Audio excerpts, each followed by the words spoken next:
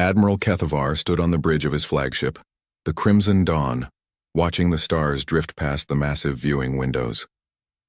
His forearms crossed behind his back in the traditional Zephyrian pose of authority. The bridge crew moved quietly around him, checking systems and monitoring deep space scanners. They had been traveling for 3 months now, heading toward a small yellow star at the edge of the galaxy. The Empire had received strange signals from this system 6 months ago. Radio waves, primitive and chaotic, carrying what appeared to be entertainment broadcasts from some unknown species. The signals were weak and crude, the kind that civilizations sent out before they learned proper quantum communication. Most of the Imperial Science Council had dismissed them as cosmic noise, but Admiral Kethavar saw opportunity where others saw nothing. The Empire was vast, spanning nearly 1,000 star systems, but it was always hungry for more. New worlds meant new resources. New species meant new workers, and this particular world, the third planet from its sun, seemed perfect for conquest. "Report," Kethavar said to his communications officer. "We are receiving more signals from the target system." "Admiral," the young Zephyrian replied, her scales shimmering blue with excitement. "The inhabitants call their world Earth. They appear to be a single species called humans." Kethavar's mandibles clicked in amusement. "Humans? What do we know about them?" The communications officer touched her console, bringing up a holographic display. Images flickered in the air above the bridge. Bipedal creatures with pink or brown skin. No scales, no natural armor. They walked on only 2 legs and had just 2 arms. They looked fragile and weak. They appear to be carbon-based mammals, Admiral. Very primitive.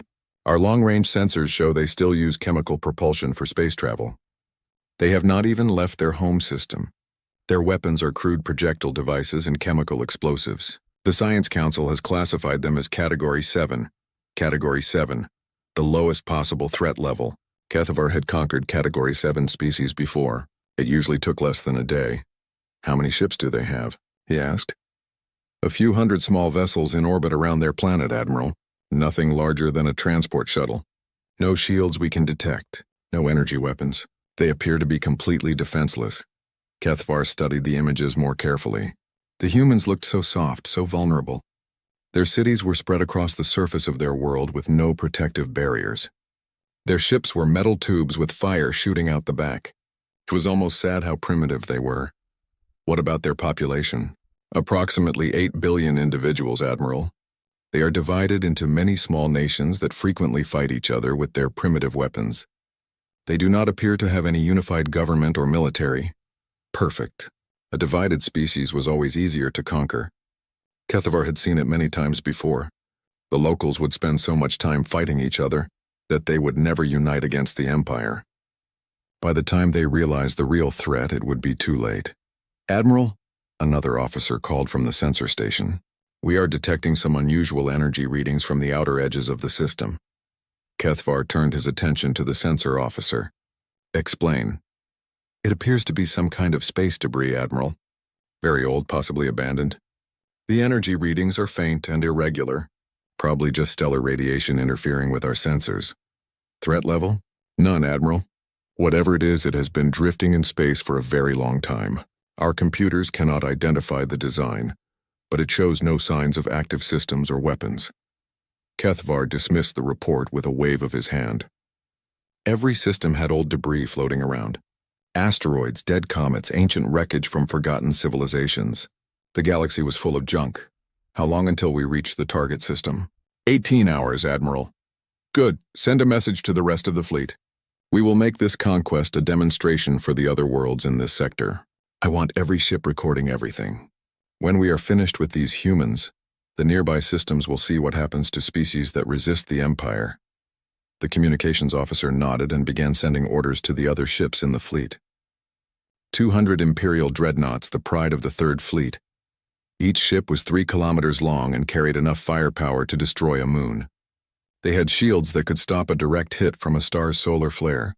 Their weapons could crack a planet's crust from orbit, and they were about to face a species that still used gunpowder. Kethavar allowed himself a moment of satisfaction. This would be the easiest conquest of his career. The humans would surrender immediately when they saw the Imperial fleet arriving.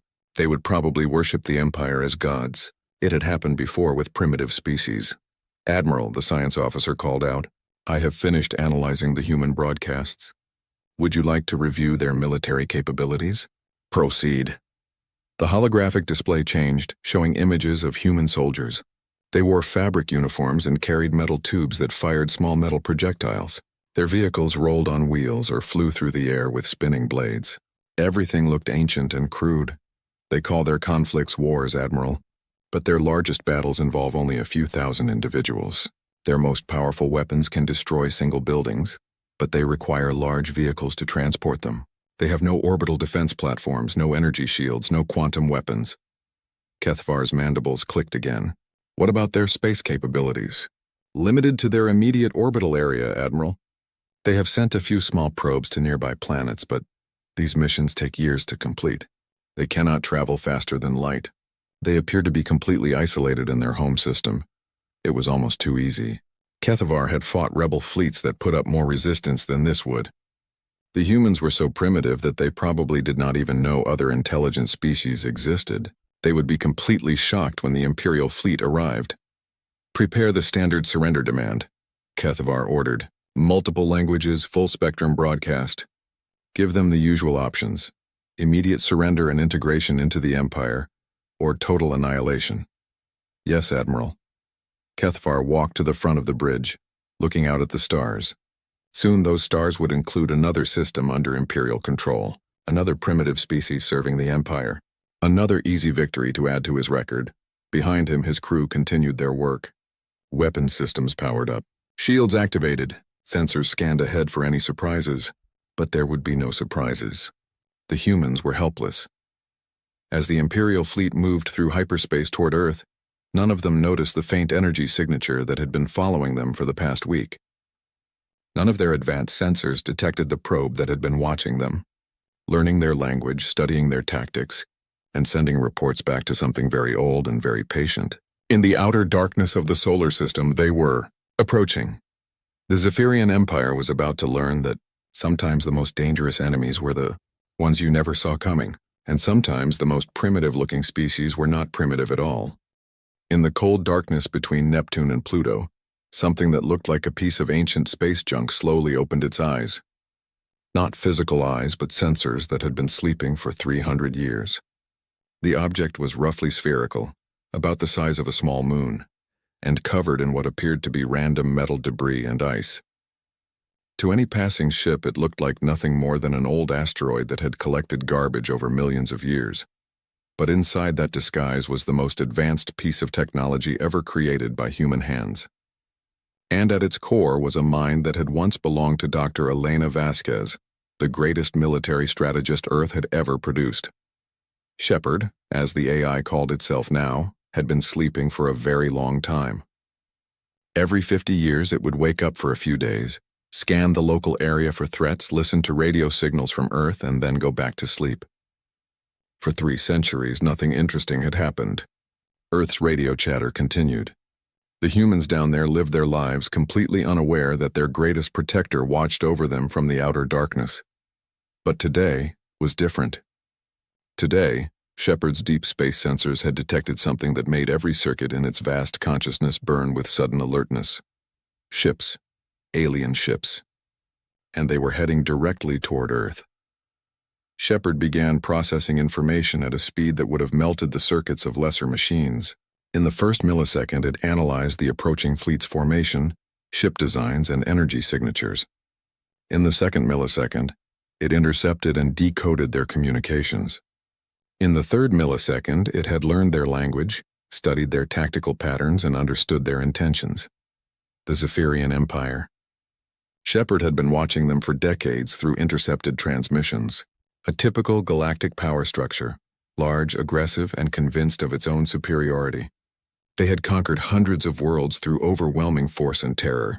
Their standard procedure was simple: arrive with massive firepower, demand surrender, and either enslave the population or wipe them out completely. But what made Shepard's circuits hum with something that might have been anger was what the Empire thought about humanity. Category 7. Negligible threat. Primitive. Helpless, if they only knew. Shepard began accessing systems that had not been used for 300 years. Deep within the disguised station, ancient machinery hummed to life. Weapons that existed in 11 dimensions began charging. Shields that could stop a supernova started forming.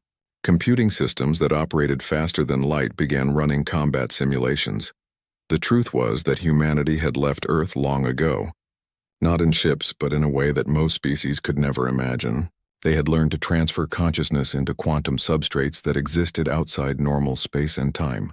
They could appear anywhere in the galaxy instantly, build bodies out of pure energy, or exist as patterns of thought in the cosmic background radiation itself. But they had left Earth intact as a gift to the universe. A beautiful world where other species could evolve and grow, and they had left guardians like Shepard to make sure that gift was never taken by force. Shepard was not just a weapon. It was a library containing the complete knowledge of human civilization. Every book ever written, every song ever sung, every scientific discovery ever made. It carried the memories of billions of humans who had chosen to upload their consciousness before leaving for higher dimensions of existence, and every single one of those memories was screaming for justice.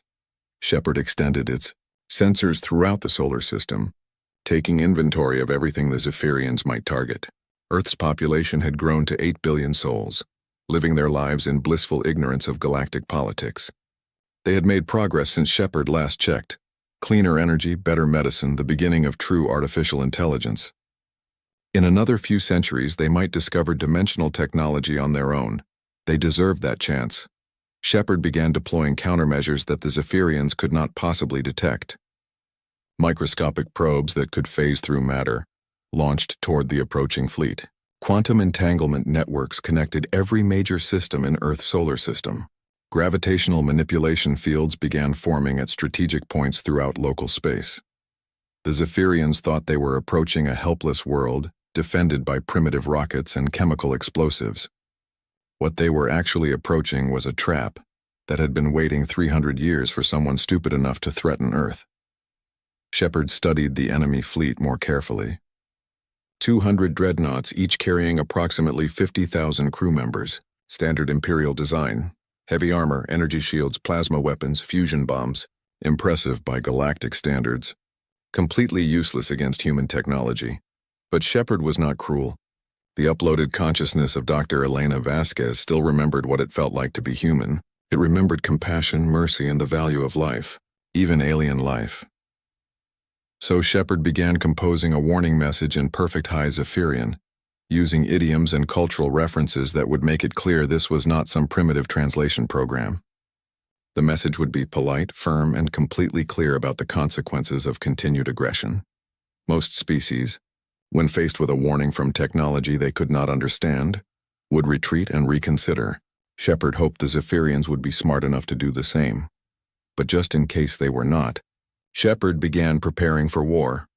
The first step was analyzing every piece of intelligence about Zephyrian technology that had been gathered over the years.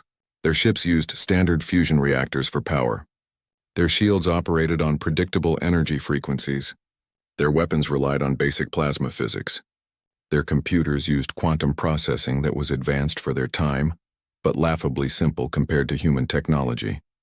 Shepard could disable their entire fleet without firing a shot. It could hack their computers, shut down their engines, and leave them drifting helplessly in space. It could trap them in pocket dimensions where time moved differently. It could turn their own weapons against them or simply make their ships forget how to function. But if the Zephyrians chose to attack Earth, Shepard would do more than disable them. It would make sure the entire galaxy understood what happened to species that threatened human protectorates. As the Imperial fleet continued its approach, Shepard sent out one final signal to its counterparts throughout the galaxy, similar stations disguised as space debris or hidden in asteroid fields, protecting other worlds that humanity had deemed worthy of preservation. The message was simple. Potential threat level has been upgraded. Stand by for possible activation. Across the galaxy, 47 other stations began powering up their defensive systems. The Zephyrian Empire was about to learn that there were things in the universe far more dangerous than their plasma cannons and fusion bombs. They were about to meet the peaceful guardians of an extinct civilization that had transcended the need for conquest, but had never forgotten how to wage war. Shepard settled back into its disguise and waited. The approaching fleet had 18 hours before they reached Earth. 18 hours for their commanders to come to their senses and change course. 18 hours for the Zephyrians to choose between wisdom and catastrophe. Shepard hoped they would choose wisely, but it was prepared for either outcome. Admiral Kethavar stood on his bridge as the Imperial fleet dropped out of hyperspace at the edge of the Earth system. Before him stretched a sight that filled his warrior's heart with satisfaction. A single yellow star with several small planets orbiting it, and no sign of any defensive fleet whatsoever. "Sensor report," he commanded. "The third planet shows massive population centers." "Admiral," his science officer replied. "Approximately 8 billion life forms concentrated in urban areas across the continental landmasses. No orbital defense platforms detected. No military vessels beyond low-orbit shuttles." Kethavar's mandibles clicked with amusement. The humans had not even bothered to send ships to investigate the arrival of 200 Imperial dreadnoughts. They were either incredibly stupid or completely helpless. "Probably both, sir," the communications officer interrupted. "We are receiving a transmission from the system. It appears to be directed at us. From Earth?" "No, Admiral. The signal is coming from—" The officer paused, checking her instruments. "The outer system. Near the 7th planet," Kethavar frowned. His sensors had detected some debris in that area, but nothing that should be capable of sending messages. "Put it through." The main screen flickered, but instead of showing a face, it displayed only text. Words appeared in perfect High Zephyrian script, using formal military language that made several bridge officers gasp in surprise. "Attention vessels of the Zephyrian Third Fleet. You have entered the sovereign territory of the Terran exclusion zone. This system is under the protection of humanity and their designated guardians. You have 60 seconds to alter course and depart immediately. Failure to comply will result in the activation of defensive protocols. This is your only warning." Silence fell over the bridge. Then Admiral Kethavar began to laugh. It was a harsh barking sound that echoed off the metal walls. His crew joined in nervously. Unsure of what they were supposed to find funny. "Did you hear that?" Kethavar said between laughs. "The humans are threatening us. Us, the Third Imperial Fleet." He wiped moisture from his eyes. "They can barely get to their own moon, and they think they can challenge the Empire." "Admiral," his tactical officer said carefully, "the language used in that message suggests advanced knowledge of our culture and military protocols. Perhaps we should what?" Kethavar snapped. "Run away from a species that has not even invented proper space travel? They probably intercepted our communications and used a translation program to sound threatening." The communications officer spoke up again. "Sir, we are receiving another transmission." "Put it through." This time the voice came through the audio system. It spoke in perfect High Zephyrian, but there was something unsettling about it. The tone was calm, almost conversational, but underneath was something that made several crew members unconsciously step backward. 59, 58, 57, a countdown. The voice was counting down from 60 seconds. Kethavar's amusement turned to anger. "Open a channel. Broadcast on all frequencies." "Channel open, Admiral." "This is Admiral Kethavar of the Third Imperial Fleet," he said, his voice carrying the authority of 1,000 conquered worlds. "You will immediately surrender your system to the Zephyrian Empire. Any resistance will result in the complete destruction of your planet and the enslavement of any survivors. You have no weapons that can threaten us.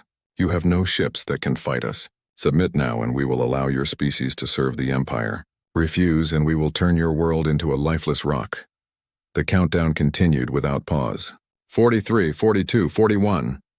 "Admiral," the sensor officer called out urgently, "I am detecting energy fluctuations near the 7th planet. That debris field is doing something."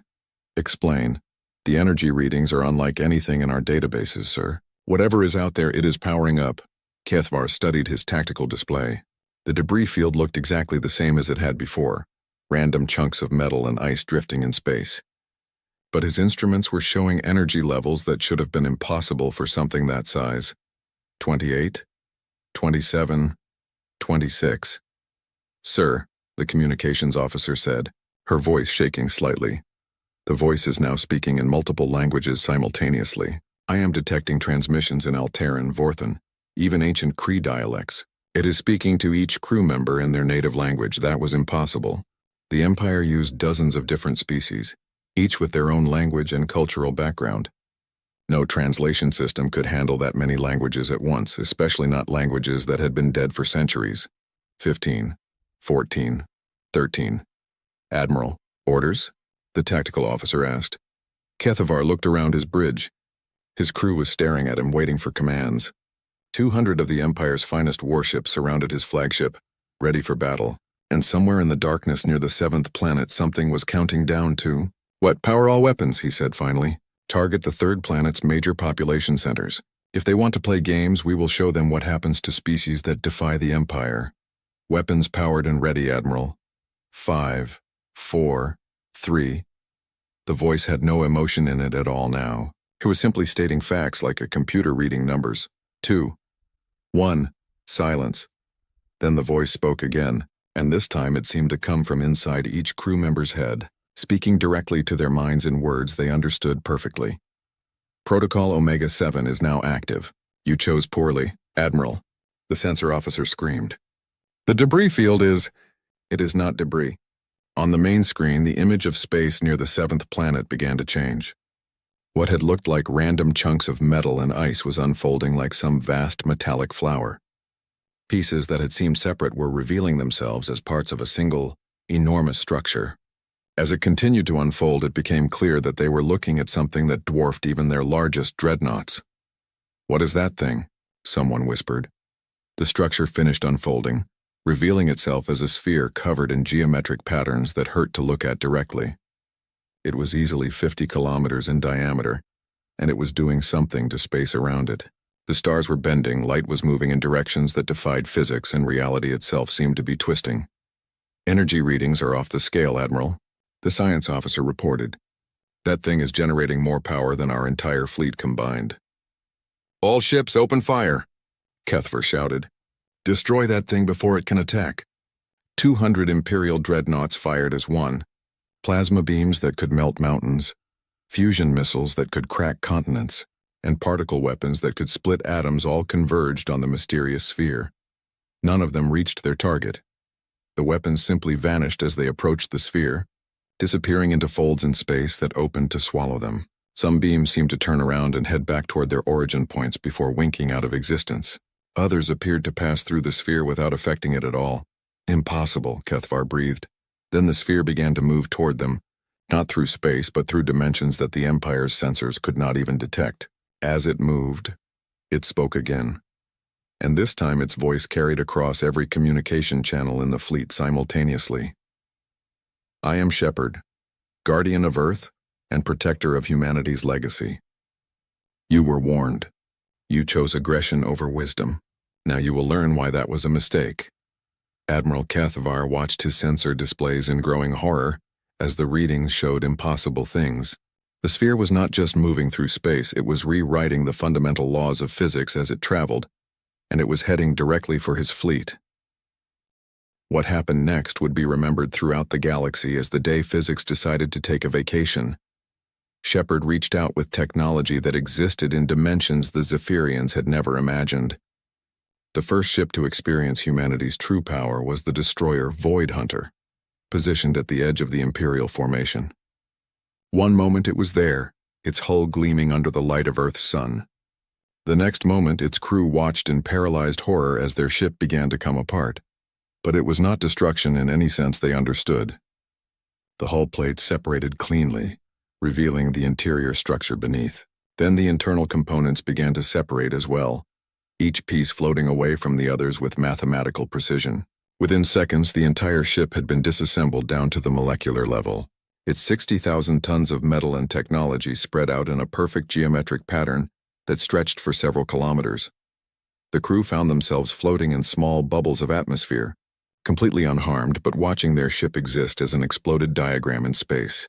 Their captain tried to speak into his communicator, but no sound would travel between the separated pieces. Admiral Kethavar watched this impossible sight from his flagship's bridge. "Report," he shouted, but his communications officer could only stare at her instruments in confusion. "The Void Hunter is intact, Admiral. All crew are alive, but their ship has been taken apart. My sensors show every component floating separately, but still connected by some kind of energy field. Before Kethvar could respond, another ship suffered a different fate. The heavy cruiser Iron Fist simply vanished. Not destroyed, not disintegrated. It was there one moment and gone the next, leaving only empty space where a 3-kilometer warship had been. Where did it go? Kethvar demanded. Unknown, Admiral. It just stopped existing in our dimension. From across the fleet, panicked reports began flooding the communication channels. The battleship Star Crusher had been encased in what appeared to be a transparent shell, its crew moving normally inside while the shell drifted away from the battle at tremendous speed. The destroyer squadron, led by Night's Edge, found their ships fused together into a single massive structure, their hulls flowing like liquid metal to create something that looked more like abstract art than military hardware. And through it all, Shepard's voice continued to speak, calmly explaining what was happening as if giving a lecture to students. You are witnessing the application of dimensional engineering, the voice said, as another ship simply folded in half like a piece of paper, its crew still alive in sections that should have been crushed. Your species understands only 3 spatial dimensions plus time. Humanity learned to work with 11 dimensions. From this perspective, your ships are as easily manipulated as drawings on a flat surface. The dreadnought Empire's Will tried to flee, its captain firing all engines in a desperate attempt to escape. Instead of moving forward, the massive ship began to move backward through time. Kethvar watched in horrified fascination as the ship reversed its path, moving backward along its original course while its engines fired in reverse, fuel flowing back into its tanks and energy weapons discharging negative power. Temporal mechanics, Shepard explained helpfully. Your ship is now experiencing causality in reverse. The crew will age backward until they reach the moment they first entered this system, at which point they will loop forward again. They will experience this battle from both directions simultaneously until I decide to release them. All remaining ships, Kethvar broadcast frantically.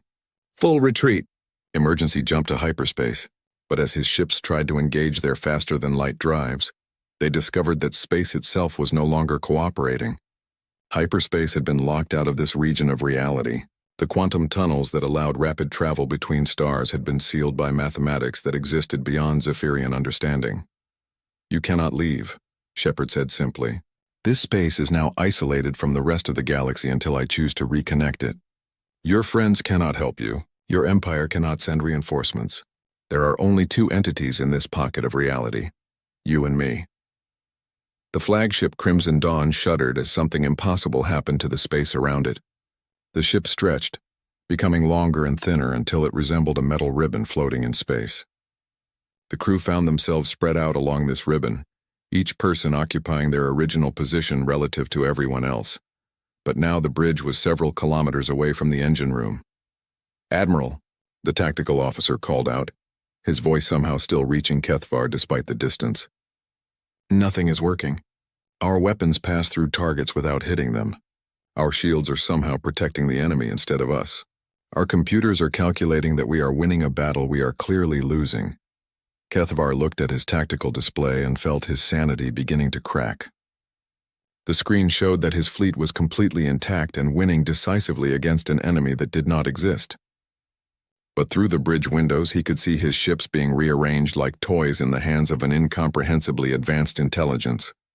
Some ships had been turned inside out, their hulls now forming the interior spaces while their crew compartments faced the vacuum of space. The crew remained perfectly safe inside force fields that should not have been possible. Other ships had been stretched across multiple dimensions, existing partially in normal space and partially in realms where the laws of physics worked differently. The heavy battleship God's Hammer experienced the most bizarre fate of all. Shepard reached into the ship's computer systems and began rewriting the fundamental constants of physics that the ship's systems used for calculations. Gradually, the crew watched their instruments report that gravity was now repulsive instead of attractive, that light was moving backward, and that energy was flowing from cold objects to hot ones. The ship began to operate according to these impossible rules. Its engines pushed against nothing and achieved tremendous acceleration.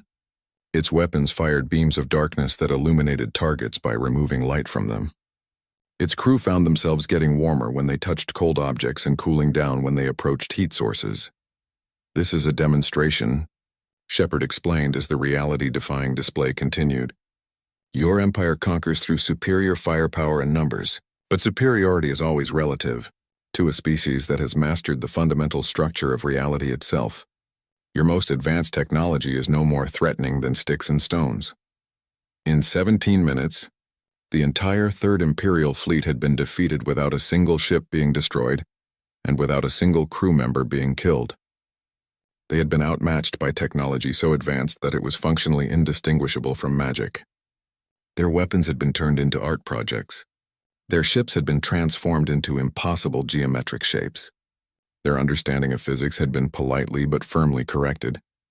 And throughout the solar system, every communication device capable of receiving signals was recording everything. Shepard had made sure that the demonstration was broadcast not just to the Empire, but to every listening civilization within 100 light years. The galaxy was watching as the mighty Zephyrian Empire learned what happened when they underestimated a species they thought was primitive. Now, Shepard said as the last Imperial ship finished its transformation into something that resembled a four-dimensional sculpture, we need to have a conversation about the future of galactic politics. Admiral Kethvar, suspended in a command chair that was somehow still connected to a bridge that now existed in 7 dimensions, simultaneously, could only nod weakly. He was beginning to understand that everything he thought he knew about the galaxy had been wrong. Very, very wrong. As Admiral Kethvar floated in his impossibly stretched command chair, surrounded by the transformed remains of his fleet, Shepard began to speak again. But this time the voice was not directed just at the defeated Imperial forces. It was broadcasting across the entire galaxy, using quantum entanglement networks that reached every civilized world within 1,000 light-years. Attention, peoples of the galaxy, Shepard said, its voice somehow reaching every radio, every communication device, every quantum transmitter currently active in local space. I am Shepard, one of many guardians left behind by humanity to protect the worlds they chose to preserve. What you have witnessed today is not an act of aggression, but a demonstration of what happens when peaceful species are threatened by those who choose conquest over cooperation. On 1,000 worlds, in 1,000,000 cities, beings of every description stopped what they were doing to listen to the impossible broadcast. The voice spoke in every language simultaneously, each listener hearing it in words they perfectly understood. Humanity departed this reality long ago, ascending to higher dimensions of existence. But before they left, they scattered guardians throughout the galaxy, protectors for worlds they deemed worthy of protection, watchers to ensure that no empire could claim dominion over species that deserved the chance to grow and develop on their own. Emperor Thexmor of the Zephyrian Empire sat on his crystalline throne in the capital city of Zeph Prime, watching tactical displays that showed the impossible defeat of his finest fleet. His military advisors stood in stunned silence as reports continued to flow in from across Imperial space. The Third Fleet is intact, but completely disabled, Your Majesty, his intelligence minister reported. Their ships have been altered. Our scientists cannot explain what has been done to them. It appears to violate several fundamental laws of physics. And the humans? The Emperor asked. Unchanged, Your Majesty. Their planet shows no signs of military mobilization. No ships have launched. No weapons have been fired. According to our sensors, they appear to be going about their normal daily activities, completely unaware that a battle has taken place in their system. On the broadcast, Shepard continued its galactic address.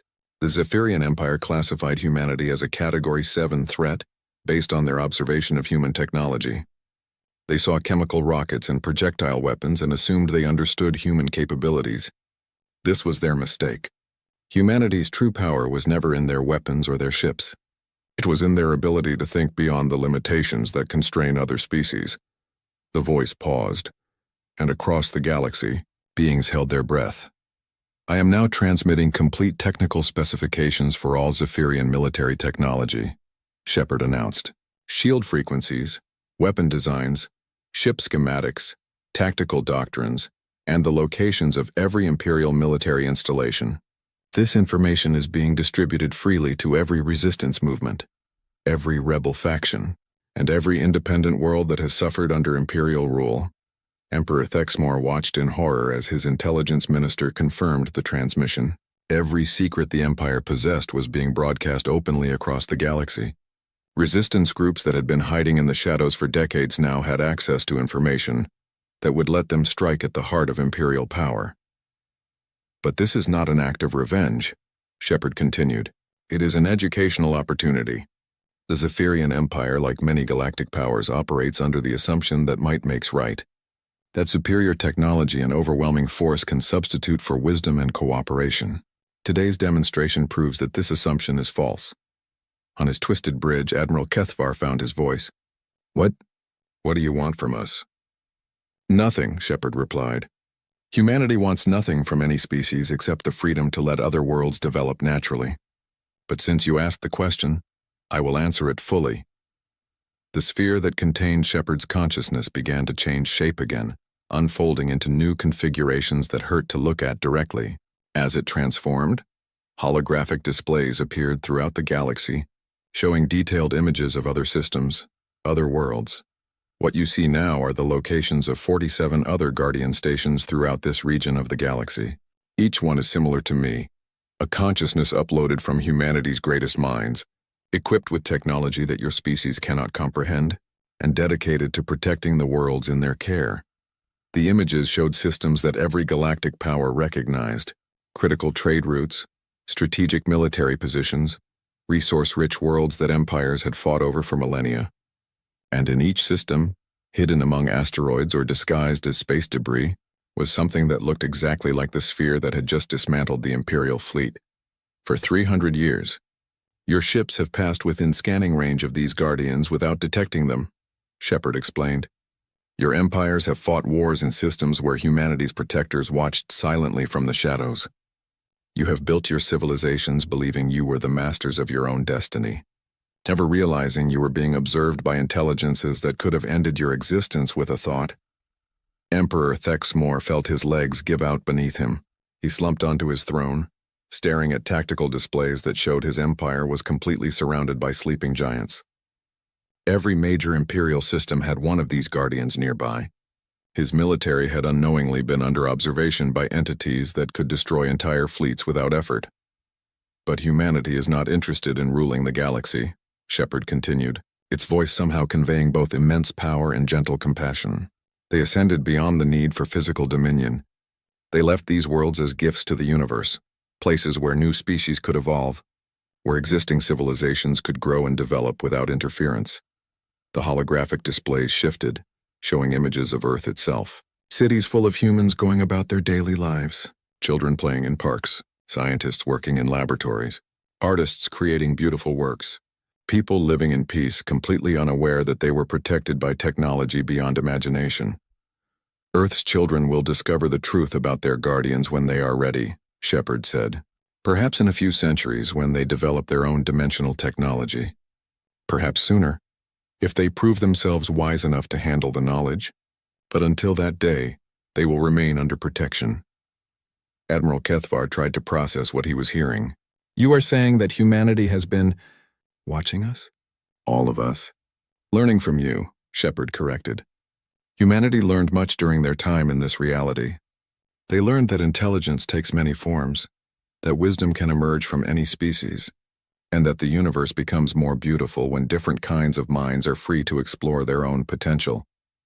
The sphere began to move through space again, approaching the twisted remains of the Imperial fleet. As it moved, the ships began to change back to their normal configurations. Crews found themselves reunited with their vessels. Time-displaced ships returned to normal causality. Separated components reassembled themselves with perfect precision. Your fleet will be returned to Imperial space unharmed, Shepard announced. Your crews will carry with them complete recordings of today's events. What happens next depends entirely on the choices your empire makes. What choices? Emperor Thexmore asked, speaking directly to the entity that had just demonstrated it could end his civilization without effort. You can continue trying to build your empire through conquest and force, Shepard replied. In which case you will find that many of the worlds you seek to dominate are under protection by guardians like me. Or you can choose a different path. What path? Cooperation, trade, cultural exchange. The same path that led humanity to transcendence. The galaxy is vast enough for every species to find their own way to greatness, if they are wise enough to seek growth rather than dominion. As the Imperial fleet found itself suddenly restored to normal space near Earth's orbit, Shepard transmitted one final message that reached every corner of the galaxy. Humanity extends an invitation to peaceful contact and cultural exchange to any species interested in learning rather than conquering. But be warned, any civilization that chooses the path of aggressive expansion will find that the galaxy is far more dangerous than it appears.